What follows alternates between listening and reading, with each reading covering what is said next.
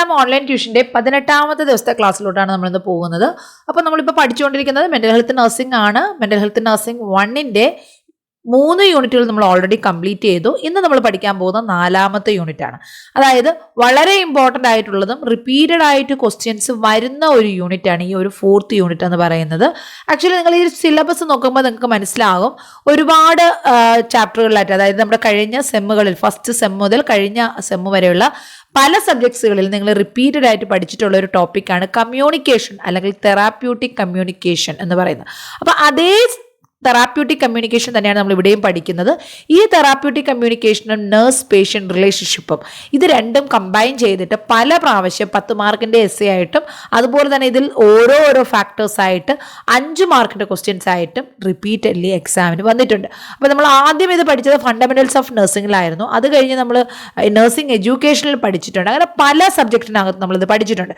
Same കാര്യങ്ങൾ തന്നെയാണ് ഇവിടെയും റിപ്പീറ്റ് ചെയ്യുന്നത്. പക്ഷെ എന്നാലും ഒരു സൈക്കോളജിക്കൽ ആസ്പെക്റ്റിൽ, അതായത് ഒരു സൈക്യാട്രിക് പേഷ്യൻറ്റുമായിട്ടുള്ള തെറാപ്യൂട്ടിക് കമ്മ്യൂണിക്കേഷൻ ആണ് നമ്മൾ ഇവിടെ പഠിക്കുന്നത്. അത്ര വ്യത്യാസമേ വരുന്നുള്ളൂ, ബാക്കി എല്ലാം സെയിം ആണ്.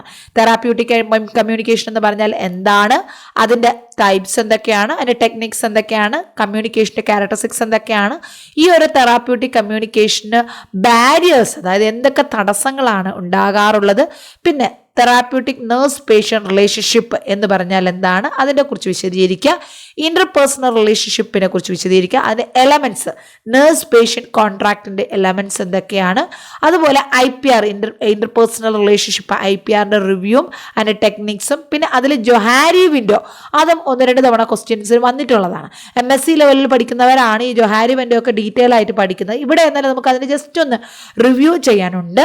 അത് കഴിഞ്ഞാൽ ഈ ഒരു തെറാപ്യൂട്ടിക് കമ്മ്യൂണിക്കേഷനിൽ ഉണ്ടാകുന്ന പ്രോബ്ലംസ്, അതാണ് തെറാപ്യൂട്ടിക് ഇംബാസ് എന്ന് പറയുന്നത്. അപ്പോൾ ആ പ്രോബ്ലംസ് എങ്ങനെ നമ്മൾ മാനേജ് ചെയ്യും, അതായത് therapeutic impasse in and its management, ഇത്രയും കാര്യങ്ങളാണ് നമുക്ക് ഈ ഒരു ചാപ്റ്ററിനകത്ത് പഠിക്കാനുള്ളത്.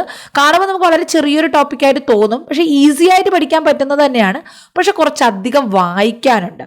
അപ്പോൾ ഇതിൽ മെൻഷൻ ചെയ്യാത്തൊരു ടോപ്പിക്കുണ്ട്, പ്രോസസ് റെക്കോർഡിംഗ് എന്ന് പറഞ്ഞിട്ട്. അപ്പോൾ അങ്ങനെ പഴയ സിലബസിലാണെങ്കിൽ പ്രോസസ് റെക്കോർഡിംഗ് ചോദിച്ചിരുന്നു. ഇപ്പോൾ ചോദിക്കുമോ ഇല്ലയോ എന്ന് അറിയത്തില്ല. പക്ഷേ എന്നാലും ഞാൻ അതിൻ്റെ നോട്ട് നിങ്ങൾക്ക് തരുന്നുണ്ട്, ജസ്റ്റ് വായിച്ച് നോക്കുക. അതായത് നമ്മൾ കഴിഞ്ഞ നഴ്സിംഗ് എഡ്യൂക്കേഷനിൽ പഠിച്ചിട്ടുണ്ട് പ്രോസസ് റെക്കോർഡിംഗ് എന്താണെന്നുള്ളത്, അത് തന്നെയാണ്. അപ്പോൾ നമുക്കിവിടെ സിലബസിലുള്ള എല്ലാ കാര്യങ്ങളും ഡീറ്റെയിൽ ആയിട്ട് പഠിക്കണം.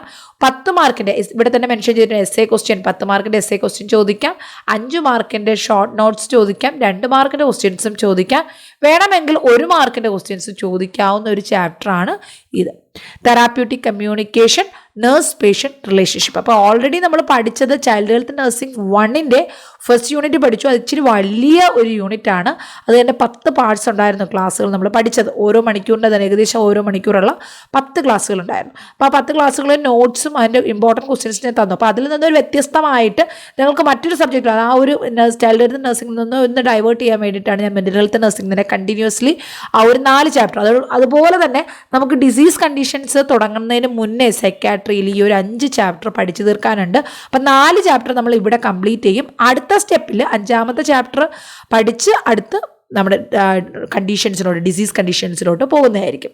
ഓക്കെ, അപ്പം നമുക്കിതൊന്ന് വളരെ സിമ്പിളാണ്, ഈസി ആയിട്ടൊന്ന് വായിച്ച് പറഞ്ഞു തരാം. ഓക്കെ, നിങ്ങൾ കേട്ടിരിക്കുക, ജസ്റ്റ് മെയിൻ ഹെഡിങ്സ് എല്ലാം നോട്ട് ചെയ്തെടുക്കുക, അതിനെ ഒന്ന് വിശദീകരിക്കാൻ അറിഞ്ഞിരിക്കുക, അത്ര മാത്രമേ ഉള്ളൂ. ഓക്കെ, അപ്പോൾ ഇതിൻ്റെ തന്നെ ഡീറ്റെയിൽ ആയിട്ടുള്ള ഷോർട്ട് നോട്ടും കൂടെ, ഡീറ്റെയിൽ ആയിട്ടുള്ള ഷോർട്ട് നോട്ടെന്ന് പറഞ്ഞു കഴിഞ്ഞാൽ തീരെ ചുരുക്കിയിട്ടല്ല, നിങ്ങൾക്ക് നോട്ട്സ് ക്ലിയർ ആയിട്ട് ഈ ഒരു ചാപ്റ്ററിൻ്റെ കംപ്ലീറ്റ്ലി നിങ്ങൾക്ക് ആ ഒരു നോട്ട് മാത്രം വായിച്ച് വേണമെങ്കിൽ പഠിക്കാൻ പറ്റുന്നതാണ്. അപ്പം അങ്ങനെയുള്ള നോട്ട് ഞാൻ നിങ്ങൾക്ക് തരുന്നുണ്ട്. കാരണം അത്രത്തോളം ഈ ചാപ്റ്ററിന് ഇമ്പോർട്ടൻസ് ഉണ്ട്. അപ്പോൾ അതുകൊണ്ട് അത്രയും നല്ലൊരു നോട്ടാണ് നിങ്ങൾക്ക് തരുന്നത്, അതും വായിച്ചു നോക്കുക. ഓക്കെ, അപ്പോൾ കമ്പൈൻ ചെയ്ത് ഒരേ സമയം നിങ്ങൾ ക്ലാസ്സും കാണണം, അതിനനുസരിച്ചുള്ള നോട്ട്സും കൂടെ കമ്പൈൻ ചെയ്ത് വായിച്ച് നോട്ട്സ് എഴുതി തന്നെ പോകാൻ ശ്രമിക്കുക. ഇവിടെ നോക്കുക, നമ്മളിപ്പോൾ ഇന്ന് ഇത് പഠിക്കുന്നത് നമ്മുടെ ശ്രീവാണി ടെക്സ്റ്റ് ബുക്കിൽ നിന്നാണ്. ശ്രീവാണി മാമിൻ്റെ ടെക്സ്റ്റ് ബുക്കാണ് സൈക്യാട്രിയുടെ. ഇത് തെറാപ്യൂട്ടിക് നേഴ്സ് പേഷ്യൻ്റ് റിലേഷൻഷിപ്പ്. അപ്പോൾ എന്താണ് തെറാപ്യൂട്ടിക് നേഴ്സ് പേഷ്യൻ്റ് റിലേഷൻഷിപ്പ് എന്നുള്ളതാണ് നമ്മൾ ആദ്യം നോക്കാൻ പോകുന്നത്. ഇതിൽ എന്തൊക്കെ കാര്യങ്ങൾ ഇവിടെ പറഞ്ഞിട്ടുണ്ടെന്നുള്ള ഇവിടെ ജസ്റ്റ് ഒന്ന് ബ്രീഫ് ഔട്ട് ചെയ്തിട്ടുണ്ട്. അത് നമുക്ക് വേണ്ട, നമുക്ക് അതിന് ഡയറക്റ്റ്ലി ടോപ്പിക്സിലോട്ട് തന്നെ പോകാം. ആദ്യം ഇവിടെ നോക്കുക, നമ്മുടെ സിലബസിൽ ആദ്യത്തെ ടോപ്പിക്ക് വരുന്നത് എന്താണ് തെറാപ്യൂട്ടിക് കമ്മ്യൂണിക്കേഷൻ, പിന്നെ അതിൻ്റെ ടൈപ്സും ടെക്നിക്സും ക്യാരക്ടറിസ്റ്റിക്സും ഒക്കെ അല്ലേ. അപ്പോൾ അതൊന്ന് നമുക്ക് ജസ്റ്റ് ഒന്ന് ആദ്യം വായിക്കാം ഷോർട്ട് നോട്ടിൽ, അത് കഴിഞ്ഞ് ടെക്സ്റ്റ് ബുക്കിലോട്ട് വരാം. ഇവിടെ നോക്കുക, കമ്മ്യൂണിക്കേഷൻ. അപ്പോൾ നിങ്ങൾക്ക് അറിയാവുന്നതാണ് കമ്മ്യൂണിക്കേഷൻ എന്ന് പറഞ്ഞാൽ എന്താണ്. Communication means giving and receiving information, അതായത് ആശയവിനിമയം. അതായത് രണ്ട് വ്യക്തികൾ, രണ്ടോ അതിലധികമോ വ്യക്തികൾ തമ്മിൽ ഒരു കാര്യം പരസ്പരം ഷെയർ ചെയ്താൽ, മീൻസ് അപ്പം അങ്ങോട്ടും ഇങ്ങോട്ടും മനസ്സിലാക്കുന്നു, പറഞ്ഞു കൊടുക്കുന്നു, ഒരു വിവരം നമ്മളിൽ നിന്ന് മറ്റൊരാൾക്ക് പകർന്നു കൊടുക്കുന്നു, അതിനെയാണ് കമ്മ്യൂണിക്കേഷൻ എന്ന് പറയുന്നത് അല്ലേ. Communication refers to the giving and receiving of information. Communication is the means by which people influence the behavior of another, leading to successful outcome of nursing intervention.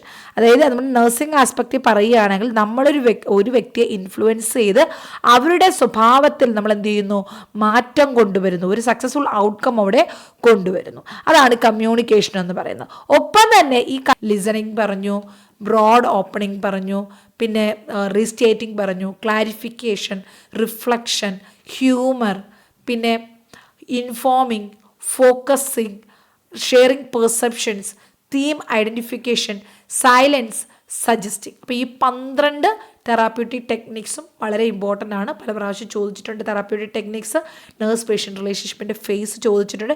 ഇതിലുണ്ടാകുന്ന പ്രോബ്ലംസും വേസ് ടു ഓവർകം, അത് നമ്മൾ ഈ ഒരു ചാപ്റ്ററിൻ്റെ തന്നെ last നമ്മൾ പഠിക്കും. അതവിടെ നമുക്ക് ഡീറ്റെയിൽ ആയിട്ട് പഠിക്കാം. ഇവിടെ നിങ്ങൾ ഈ ഒരു ഫേസസ് എന്താണ്, ഓരോ ഫേസിൽ നേഴ്സസിൻ്റെ ടാസ്ക് എന്താണ് ഇത്ര മാത്രം മനസ്സിലാക്കി പഠിക്കുക. തെറാപ്യൂട്ടിക് കമ്മ്യൂണിക്കേഷൻ എന്താണ്, അതിൻ്റെ ടൈപ്സ് എന്താണ്, അതിൻ്റെ എലമെൻറ്റ്സ് എന്താണ്, അത് തെറാപ്യൂട്ടിക് നേഴ്സ് പേഷ്യൻ്റ് റിലേഷൻഷിപ്പിൻ്റെ എന്താണ്, അല്ലെങ്കിൽ അതിൻ്റെ ഫേസസ് എന്തൊക്കെയാണ്, പിന്നെ പഠിച്ചത് കമ്മ്യൂണിക്കേഷൻ ടെക്നിക്സ്. ഓക്കെ, അപ്പോൾ നമുക്ക് ഇതിൻ്റെ സെക്കൻഡ് പാർട്ട്, ബാക്കി പോർഷൻസ് നമുക്ക് സെക്കൻഡ് പാർട്ടായിട്ട് പഠിക്കാം.